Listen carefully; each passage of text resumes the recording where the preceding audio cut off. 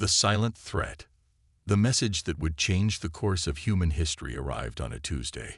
Fleet Admiral Sarah Chen stood at the window of her orbital office, watching Earth rotate peacefully below while her mind raced with the implications of what she just learned.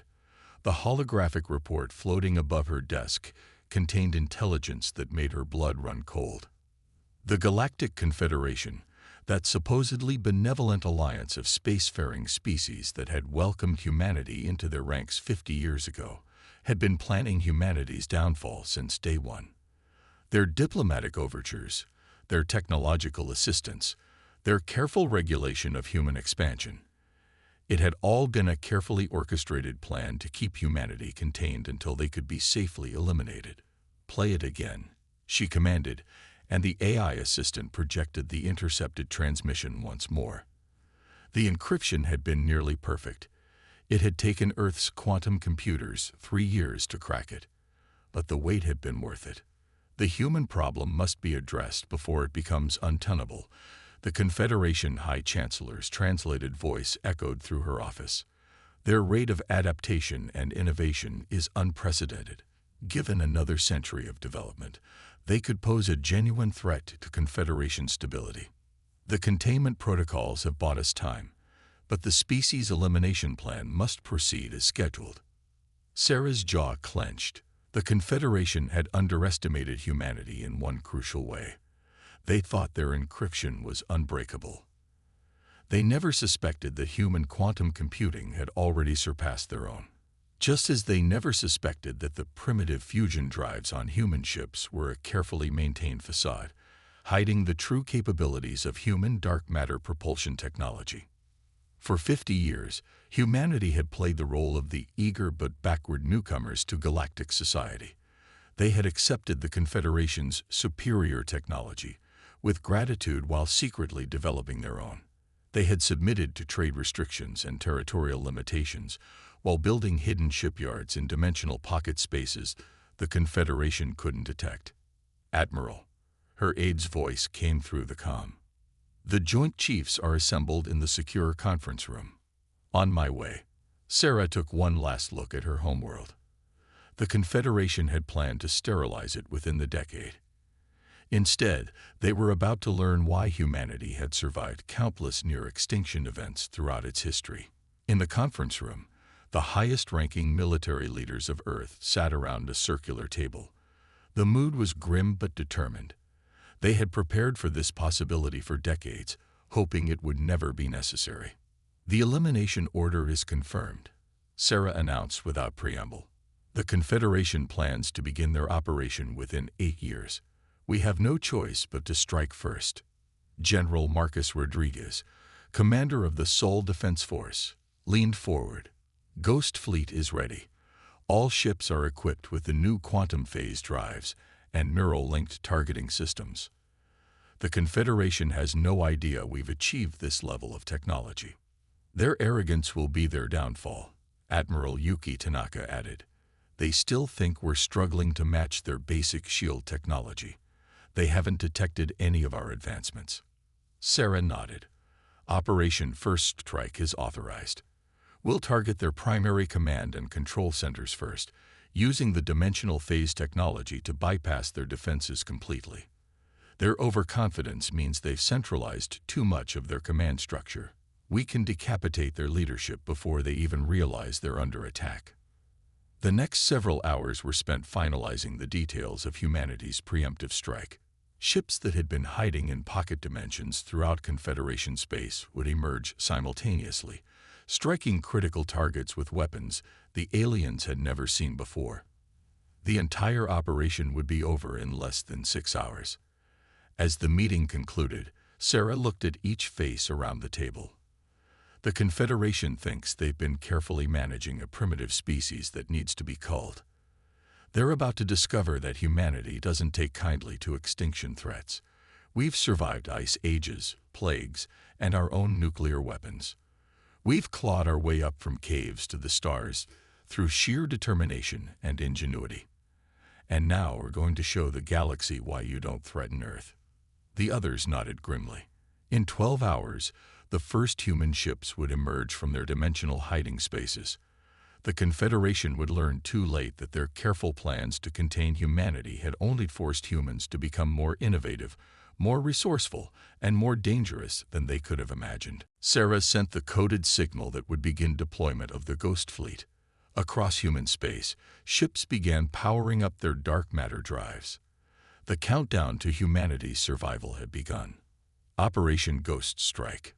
The Confederation's Central Command Station hung in space like a jewel, its crystalline spires reflecting the light of nearby stars. High Commander Vexthor stood at his command post, monitoring the routine activities of the galaxy's most powerful civilization. Status reports from 1,000 worlds scrolled past on his neural interface, none requiring his immediate attention, until every alarm in the station activated simultaneously. The first human ship materialized inside the station's supposedly impenetrable shields, its dark matter drive leaving no signature that Confederation sensors could detect.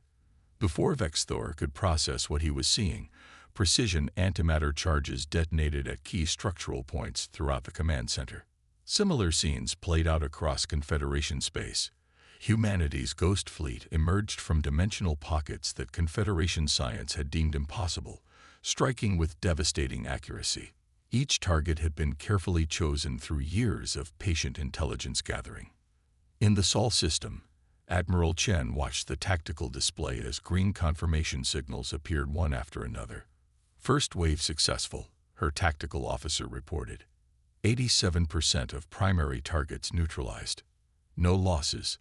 The Confederation's response was exactly what humanity had predicted: confusion, disorganization, and panic. With their primary command and control centers destroyed in the first strike, their vast fleets were reduced to individual units operating without coordination. "They're trying to rally the remaining forces at Centaur Prime," General Rodriguez reported. "Exactly as we predicted. Initiating Phase 2. The second wave of human ships appeared in normal space, their true capabilities now on full display. Gone were the clunky fusion drives and primitive shields that had fooled Confederation observers for decades. These vessels moved with impossible grace, their quantum phase drives allowing them to shift partially out of normal spacetime, making them nearly impossible to target. In his rapidly disintegrating command center, Vexthor watched in horror as reports of human attacks poured in from across Confederation space. "Impossible," he whispered. "They're savages. Primitives. How could they?" "High Commander," his aide interrupted, "we're detecting more human vessels. They're using technology we've never seen before. Our weapons can't." The transmission cut off as another precision strike eliminated the backup command center. Vexthor realized, too late, the fatal flaw in the Confederation's planning. They had assumed that containing humanity's expansion would limit their development. Instead, it had forced humans to become more innovative, to find ways to advance that the Confederation couldn't detect. Aboard her flagship, Admiral Chen received another update: second wave complete. Confederation fleet elements are scattered and disorganized.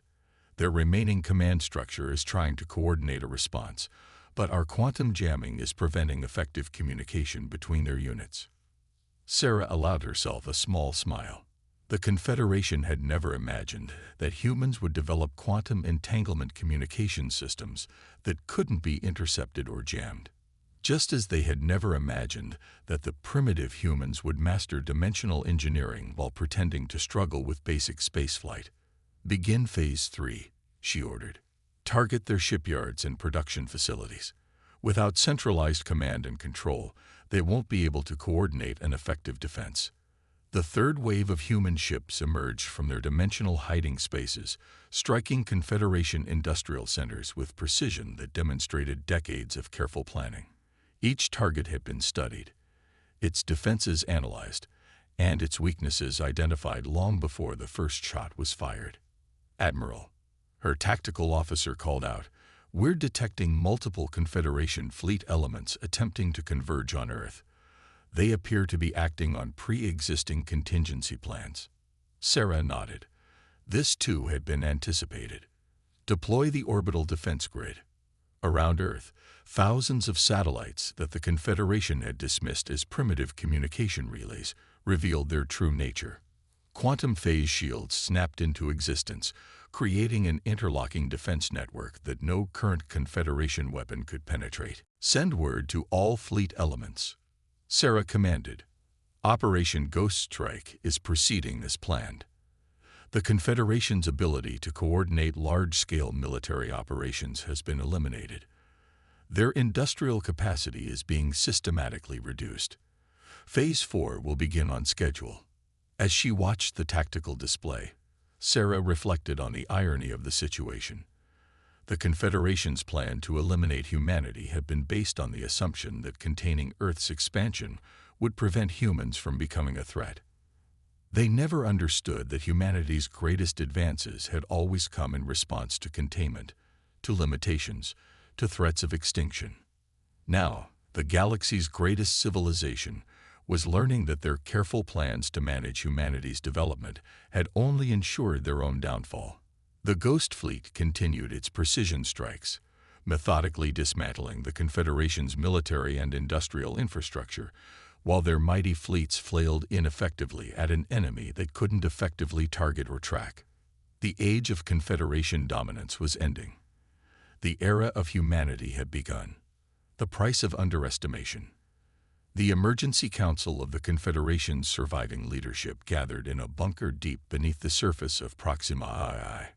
Grand Strategist Kilara, one of the few senior officials to survive the initial human strikes, stared at the holographic display showing the systematic dismantling of their civilization's military might. "How did we not see this coming?" demanded Counselor Zix. They were primitives, barely able to achieve stable fusion reactions. Their ships were slow, their weapons crude. "We saw what they wanted us to see," Kilara interrupted, her multiple eyes blinking in sequence as she processed the latest reports. Every limitation we observed was carefully crafted. Every technological weakness was a masterful deception. The council chamber fell silent as a new alert flashed across their screens. Another primary shipyard, this one in the Antares sector, had gone dark. The humans' quantum phase technology allowed them to bypass the strongest Confederation defenses as if they didn't exist. "Show me the historical analysis," Kilara commanded. The AI complied, projecting a timeline of human technological development since first contact. What had seemed like a normal progression of a young species now revealed subtle inconsistencies, carefully hidden breakthroughs that the Confederation's observers had missed. "Look here," she pointed. 15 years ago, their energy consumption patterns changed. We assumed it was inefficient industrial expansion. Instead, they were powering dimensional engineering experiments. And here, their failed attempts at quantum computing weren't failures at all. They were perfecting systems more advanced than our own, hiding them behind a facade of primitive binary processing. In orbit above them, the remnants of the Confederation's Third Fleet attempted to establish a defensive perimeter. Human ships phased into existence among them, their weapons striking with surgical precision before disappearing again. The few Confederation ships that managed to fire found their weapons passing harmlessly through targets that existed partially out of normal spacetime. "Their neural-linked targeting systems are generations ahead of ours," the military advisor noted. "Our ships can't track them, can't hit them, can't even detect them until they choose to be detected. And their understanding of dimensional physics. They did this under our noses," Kilara interrupted. "While we congratulated ourselves on containing their expansion, they were advancing in ways we never imagined possible. We thought limiting their access to Confederation technology would keep them dependent. Instead, we forced them to innovate," Counselor Zix finished. "To find solutions we had never considered because we thought our technology was already perfected." A new alert drew their attention. The humans had begun broadcasting on all Confederation frequencies, using communication protocols that shouldn't have been possible to crack. The message was being transmitted in perfect Confederation standard. "To the remaining leadership of the Galactic Confederation, we have confirmed your plans for the elimination of Earth and humanity. Your fatal mistake was assuming that containing us would weaken us. Throughout our history, humanity has advanced most rapidly when faced with extinction. You gave us 50 years to prepare, thinking we were struggling to match your basic technology. We used that time to surpass you in ways you never imagined possible. Your military capability has been reduced by approximately 60%. Your primary production facilities have been neutralized. Your fleet commands are isolated and unable to coordinate effectively. We are prepared to continue until the Confederation's ability to threaten Earth is completely eliminated. However, we are offering one opportunity to surrender. Acknowledge humanity's sovereign status, withdraw all forces from human-claimed space, and submit to restrictions on your military capability. You have 6 hours to respond. The message ended, leaving the council chamber in stunned silence. Kilara's mind raced through the implications. The humans had not only matched Confederation technology, they had transcended it. While the Confederation had stagnated, comfortable in their supposed superiority, humanity had been driven by the very restrictions placed upon them to achieve things the Confederation had deemed impossible. "We didn't contain them," she said quietly. "We pressured them into becoming something far more dangerous than they might have been otherwise. Every limitation we placed on them became a challenge to overcome. Every restriction became an incentive to innovate." Another alert. 3 more fleet groups had gone dark, their commanders unable to cope with an enemy they couldn't effectively fight. The humans were systematically eliminating any possibility of an organized military response. They knew, the military advisor said. They knew about the elimination plan. All this time, while we were watching them, they were watching us, learning our weaknesses, preparing. Kilara moved to the command interface. "We have to respond to their ultimatum. The Confederation cannot survive a prolonged conflict with an enemy this far beyond our technological capability. Submit to restrictions." Counselor Zix sputtered. "Accept their demands. We are the Confederation. We have ruled the galaxy for 10,000 years. And in 50 years, Kilara replied, we drove a species to surpass us in every way that matters. If we continue this conflict, there won't be a Confederation left to defend." She began composing the response, knowing that the galaxy would never be the same. The Confederation had sought to eliminate a potential rival. Instead, they had created something far more powerful, a species that had turned limitation into strength, containment into innovation, and the threat of extinction into technological transcendence. The age of Confederation dominance was over. The era of humanity had begun. The final gambit. While the Confederation Council debated their response to humanity's ultimatum, a desperate plan was being enacted. Supreme Fleet Commander Ixel had managed to gather the remnants of 5 sector fleets, nearly 3,000 ships, for one final attempt to break humanity's overwhelming advantage. "The humans cannot be everywhere at once," Ixel announced to his gathered commanders. "Their technological superiority means nothing if we can overwhelm them with sheer numbers. We will strike at Earth itself and force them to recall their attack fleets to defend their homeworld." In Earth's orbital command center, Admiral Chen watched the Confederation fleet's movements with calm interest. "Right on schedule," she noted to her staff. "They're doing exactly what the behavioral models predicted." The massive Confederation armada dropped out of faster-than-light travel at the edge of the Sol system, their weapons charged and shields at maximum power. The sight that greeted them, however, was not what they expected. Earth hung serenely in space, surrounded by what appeared to be a gossamer web of energy that shifted and flowed in patterns that defied analysis. Hundreds of human ships waited in precise formation, their quantum phase drives giving them an ethereal quality that made them seem almost ghostly. "Enemy fleet holding position at system edge," reported Sarah's tactical officer. "They appear to be conducting detailed scans of our defensive grid." "Let them look," Sarah replied. It's time they understood exactly what they're facing.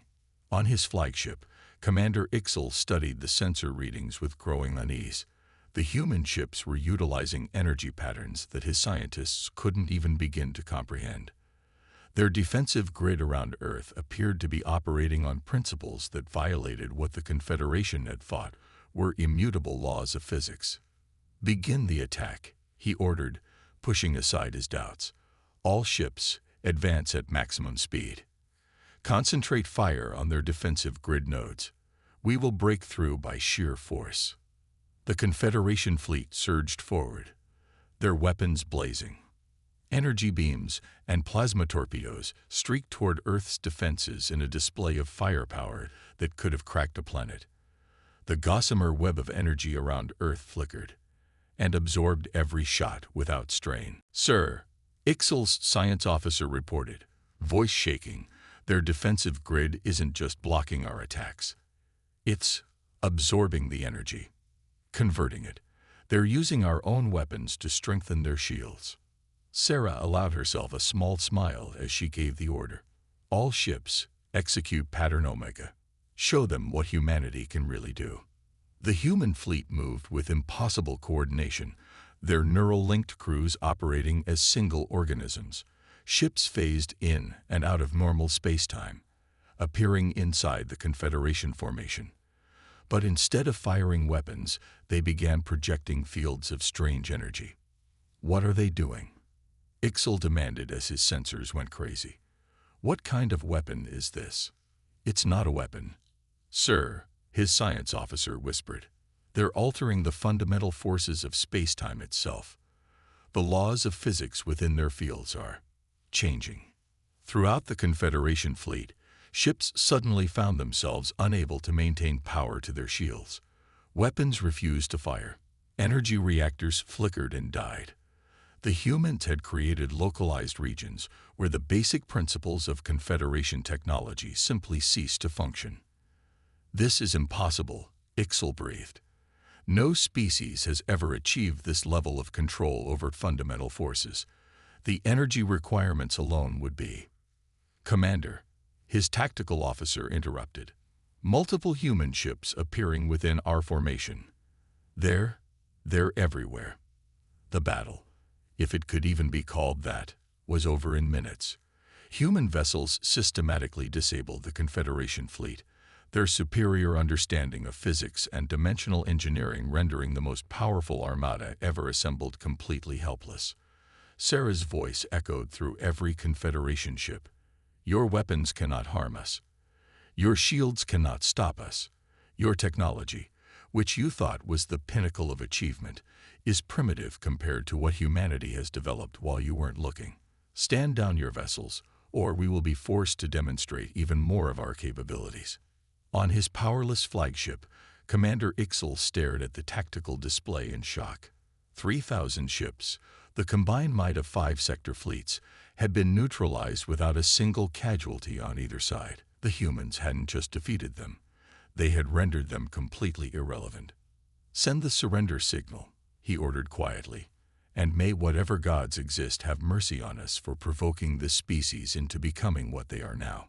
Throughout the Sol system, Confederation ships powered down their systems in surrender.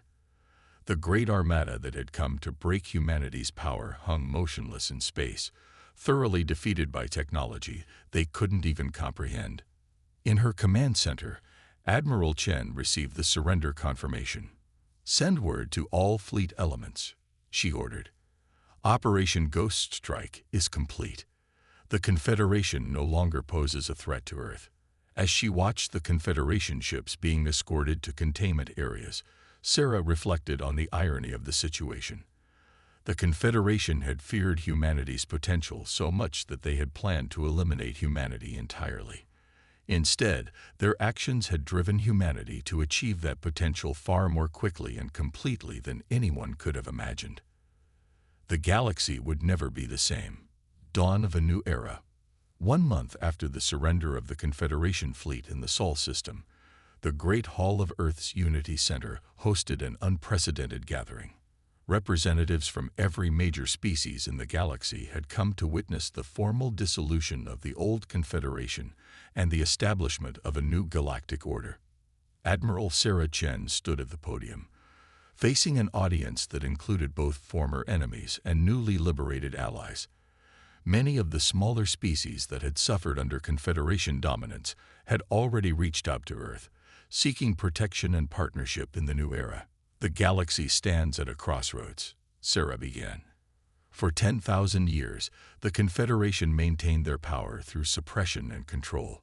They saw innovation as a threat, advancement as a danger to be contained. Their response to humanity's potential was to plan our extinction. She paused, looking across the assembled delegates. Former Confederation leaders sat in the front row, their postures reflecting their diminished status. But humanity's history has taught us a different lesson. We have learned that true strength comes not from suppressing others, but from lifting them up, not from containing potential, but from helping it flourish. The holographic displays activated, showing the new structure that would replace the Confederation. The Galactic Alliance, as it would be known, would be founded on principles of mutual advancement and shared discovery. We are releasing our quantum phase technology, our dimensional engineering breakthroughs, and our neural interface systems to all member species, Sarah announced, causing a stir among the delegates. But more importantly, we are dismantling the barriers to innovation that the Confederation put in place. Every species will have the right to develop, to explore, to push the boundaries of what's possible. Former Grand Strategist Kilara, now serving as the transitional representative for the former Confederation worlds, rose to speak. We feared humanity's potential for advancement, never understanding that by trying to contain it, we only made it stronger. The humans achieved in 50 years what we failed to accomplish in 10,000, because we had become too focused on maintaining control rather than pursuing progress. The new alliance would be different. Earth would share its technological advances, but more importantly, would share the spirit of innovation that had driven humanity to surpass their would-be destroyers. Already, joint research projects were being established, combining the unique perspectives and abilities of different species in ways the Confederation had always forbidden. The age of suppression is over, Sarah declared. We stand ready to face whatever challenges the universe presents, not as rulers and subjects, but as equals united in the pursuit of knowledge and advancement. In the days that followed, ships from 100 worlds gathered in Earth orbit, their crews beginning the training that would teach them to use humanity's revolutionary technologies. But more importantly, they came to learn the lesson that humanity had taught the galaxy, that the greatest advances come not from comfort and superiority, but from facing and overcoming challenges. The quantum phase drives that had given human ships their ghostly ability to transcend normal space-time were already being adapted by other species, each adding their own unique insights to the technology. The dimensional engineering principles that humanity had discovered were being combined with the unique scientific traditions of other races, leading to breakthroughs that even Earth's scientists hadn't anticipated. In her office overlooking the Unity Center, Sarah reviewed reports from across the galaxy. Former Confederation worlds were experiencing a renaissance of innovation now that the artificial restrictions had been lifted. Smaller species that had been deliberately kept technologically backward were advancing rapidly with human assistance. Admiral, her aide interrupted her thoughts. The first joint expedition is ready to launch. Sarah smiled. A combined fleet of ships from 12 different species, including several that had been bitter enemies under the Confederation, was preparing to explore the unknown regions beyond the galaxy's edge. They carried technology that merged humanity's breakthroughs with the unique developments of their own cultures. Send them our best wishes, she replied, and remind them of our motto. The aide nodded.